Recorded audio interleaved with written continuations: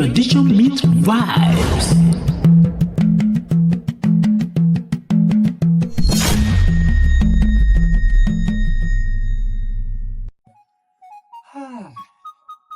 Mo tún ti dé bí mo ṣe ń dé gẹ́gẹ́ bẹ́ẹ̀ ṣe mọ̀ wípé èmi ò ní lọ kí n dé kí n padà wá sórí ètò gbogbo tí mo bá ń sọ ẹ máa ń dè é ẹ sì máa fi ṣàríkọ́gbọ́n nítorí pé nínú ayé kò sẹ́ni tí ò lè ṣàṣìṣe bẹ́ẹ̀ sì ni nínú ayé kò sẹ́ni tí ò ní àṣìṣe kan tàbí méjì èyí tá a bá wò tá a bá gbọ́ tá a bá mọ̀ wípé àṣìṣe ilẹ̀ ẹja gbọ́ ní Gbajúmọ̀ TV ká lè fi ṣàríkọ́gbọ́n ká má bàa ṣe ẹsẹ̀ ọ̀hún gbé nítorí bí bá a bá ti ṣe ẹsẹ̀ gbé lẹ́ẹ̀kan ẹ̀ẹ̀kejì pé ká tó wọnú rẹ̀ ìta àbámọ̀ wípé àṣìṣe ìdáhùn ọkùnrin táwọn ìjà gbé tán arákùnrin kan ló ṣe bẹ́ẹ̀ tó rìnrìn àjò tí ò lọ́rìn nítorí pé kò lè ní ẹ̀mí sùúrù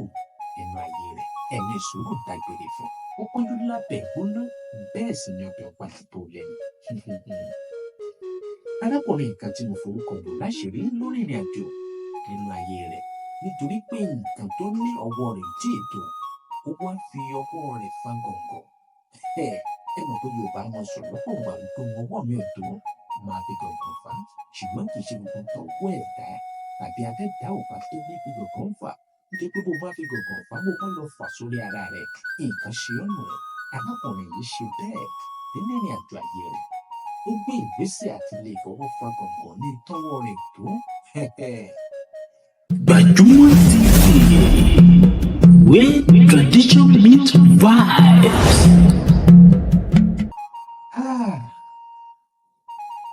ká má bókun lọ lè lóró arákùnrin yìí gbé ìgbésẹ̀ àti lè lọ ṣe àjòwọ́ nígbà tó rí wípé gbogbo ọ̀nà tí òun gbà àwọn tí òun fọkàn sí tóun fọkàn tán tóun gbọ́kànlé tóun fẹ̀yìntì nínú ayé wọ́n ṣe bẹ́ẹ̀ wọ́n jẹ́ òun kulẹ̀ ní ìkórìtà àwọn ọmọ tó ti nílò wọn ìdí rẹ̀ tó ṣe rò pin nítorí pé àìkáròjinlẹ̀ rẹ̀ dáadáa ó gbalẹ̀ aláwo lọ láti lọ ṣe àjòwọ́ ṣùgbọ́n nígbà tó dọ̀dọ̀ bàbá tìtorí wípé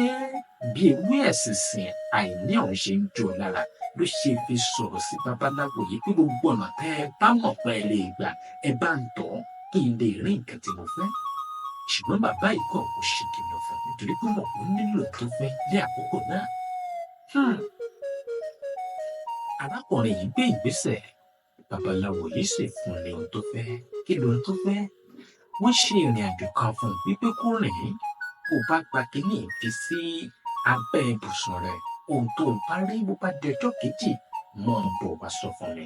arákùnrin yìí ṣe bẹ́ẹ̀ ṣùgbọ́n nígbà tí ó padà wá sọ fún bàbá àwọn ìrìn àjò tó rìn lójú òun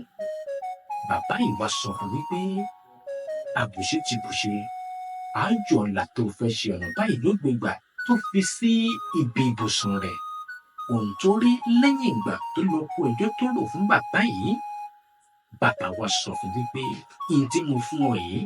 èyí wàá ṣe àwọn ètò kan èyí tó gbé lọ sí ìtẹ́ nítorí ìtẹ́ òkú gan ló lọ sùn sí ó sì lo ọjọ́ mẹ́ta gbáko ló fi sùn sí ìtẹ́ òkú ṣùgbọ́n bó o bá fẹ́ lọ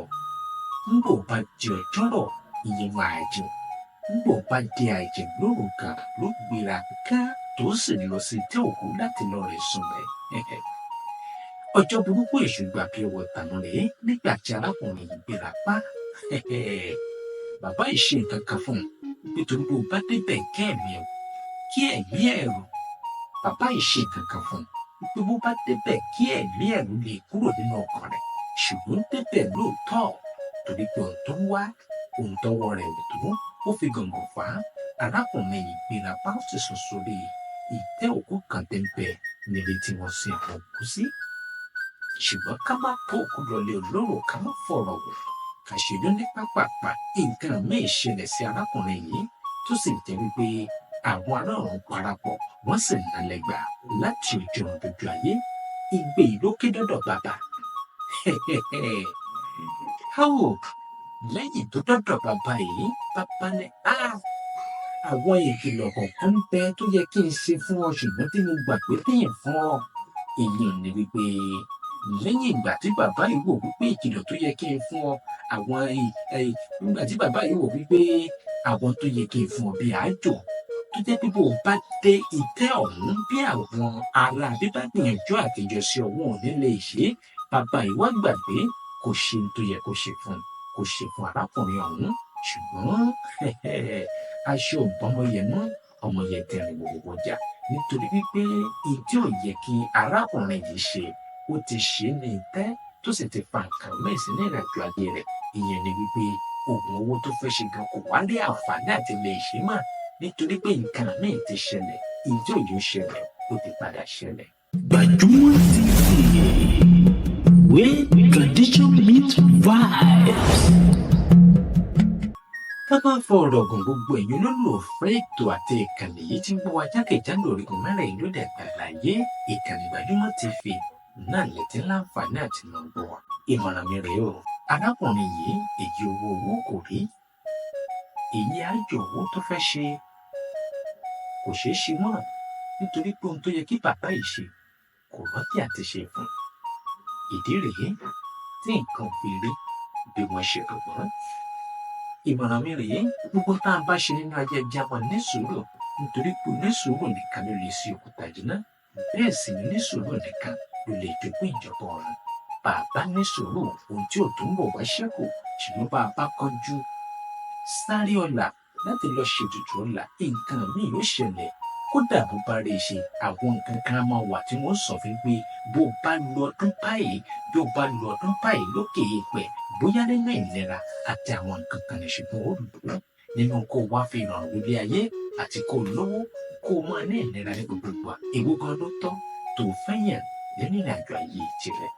Ẹ wò ó, ẹ jẹ́ á máa ṣe pẹ̀lẹ́kùtù nínú ayé ká sì sinmi ẹ̀dọ̀ ká fi ọ̀nà wa ẹ̀dọ̀ náà lọ́wọ́ ká wá ní sùúrù nítorí wípé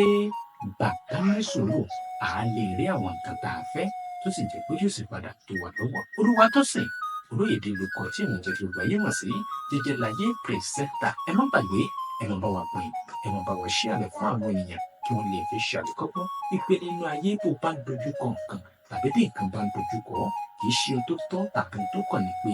kò lọ ṣe tutù ọ̀la nítorí pé ẹni tó bá ṣe tó bá jẹ́ àti kọ́ mọ́ láti ọ̀run ọ̀pọ̀ àná nítorí pé ẹni tó bá ṣe tutù ọ̀la tó bá ṣe tó jẹ́ àjẹ́ wípé àti kọ́ mọ́ láti ọ̀run wípé yóò lòdù láyé rẹ̀ ṣùgbọ́n ẹni tá a bá ṣe fún tí ò bá jẹ́ bó bá gbìyànjú agbára rẹ̀ náà nínú ayé àjẹ́ pé àwọn kan bẹ tí bá mi ti ṣètò tí ó ràn lọ́wọ́ láti lè jẹ́yàn nínú ayé. Kò sí ẹ̀dá tí Ọlọ́run dá tí ò gbógo. Ẹja máa ṣe pẹ̀lẹ́ ká sì ní sùúrù dáadáa ká bá a lè rí ohun tó tọ́ àti ìtúgbà lójú òkú wa. Mo ń lọ fún tòní, tó bá tún di ìgbà míì ẹ tún máa bá mi pàdé níkànnì yìí Gbajúmọ̀ Online TV. Ẹ mọ̀ lọ́wọ́ fún yìí kí wọ́n bá wọ́n ṣí ààrẹ. Ẹ ṣeun tí ẹ ń wò wá ní gbogbo gbà. Gbajúmọ̀ TV, where tradition meets vibes.